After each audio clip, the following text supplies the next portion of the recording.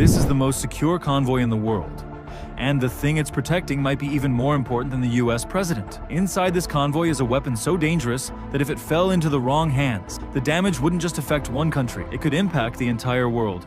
That's why there's zero room for error in its security.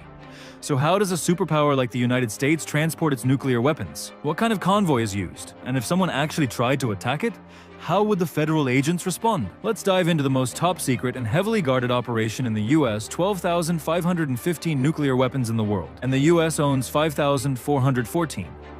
Some are active, deployed with the US Air Force, Navy, and military submarines. But thousands are in storage, inactive backup weapons spread out across North America. Why are they scattered across the country? Simple: strategic survival. If an enemy were ever to launch a full-scale attack, keeping all nukes in one place would be too risky. By spreading them out, the US ensures that no single strike can disable its entire nuclear capability. But if they're stored, why move them? Why move nuclear weapons at all? Isn't it safer to leave them hidden? One word: maintenance. Just like a fighter jet or tank, nuclear weapons need regular checkups. The mechanical components can rust, and the radioactive materials like uranium or plutonium degrade over time. If that weapon is ever needed, it has to work. No room for failure. So, even though these weapons are installed in strategic bunkers, they're regularly transported to special central maintenance facilities. And it's not just for upkeep. Sometimes intelligence agencies get a hint that a location may have been compromised. If that happens, the weapon is relocated immediately. How do you transport a nuke? Now comes the big question. How do you transport a nuclear weapon across public highway? Well, in the US, there's an entire federal agency dedicated to this mission, the National Nuclear Security Administration, NNSA. This is no ordinary convoy. It looks like a VIP motorcade, but it's far more lethal and far more important. Depending on the size and type of weapon being transported, the number of vehicles in the convoy varies, but every single one of them plays a critical role. Let's break it down. Inside the convoy, what makes it so secure? Out in front and behind are police vehicles that block off traffic, clear roads, and ensure the convoy moves without interruption. In between are the real beasts, armored Bearcat trucks, riding tightly alongside the main transport vehicle. Calling them bulletproof would be an understatement. These are designed to withstand extreme assaults, and inside each are 4 to 6 heavily armed federal agents. These agents aren't regular cops, they're elite-level operatives, trained commandos carrying everything from handguns to rifles to automatic weapons. Each Bearcat has firing ports, so agents can shoot from inside without exposing themselves. And mounted machine guns can activate in seconds if needed. That's just the visible force. There's much more going on behind the scenes. Secret communication channels and emergency protocols. All vehicles are connected through encrypted radio systems operating on 3 separate channels. 1. Internal coordination, to share updates and movement. 2. Convoy security, to instantly respond to threats. 3. Emergency link, connecting directly with a national command center. Every few minutes, the lead and rear units check in with the main convoy to confirm everything is on track. If attackers try to jam one signal, the others stay live.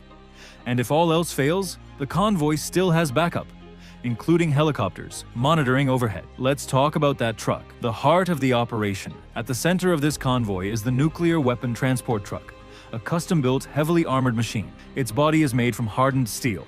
It can't be drilled into, grinded, or cracked in a crash. It's also fireproof. Even if the truck burns for hours, the weapon inside stays safe. The cab is bomb and bulletproof. The doors only open from the inside, but all this strength comes with a weakness. It's heavy, weighing about 25,000 kilograms. That makes sharp turns and fast getaways nearly impossible, but even that has a purpose. What happens if attackers somehow take over? If attackers manage to hijack the truck and try to drive off with it, boom, the truck's own explosive axle system kicks in. The wheels detach, the truck slams to the ground, and it can't be moved. Dragging a 25-ton truck without wheels? Good luck. Even more, the nuclear container inside the truck can't be opened by the convoy agents themselves. It's secured with electronic locks that only the NNSA can access.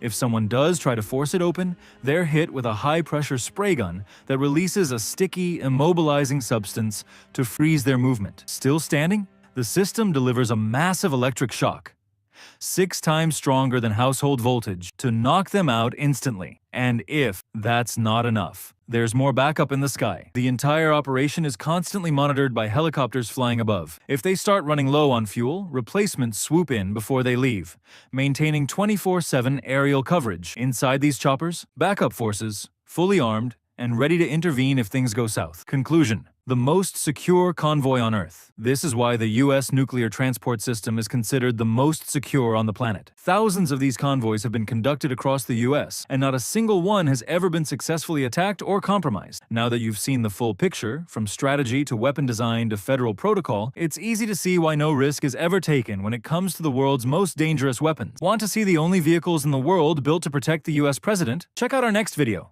Only presidents ride these armored beasts. It's even more insane than this. Don't forget to like, comment, and subscribe. We've got more eye-opening videos dropping every 2 days.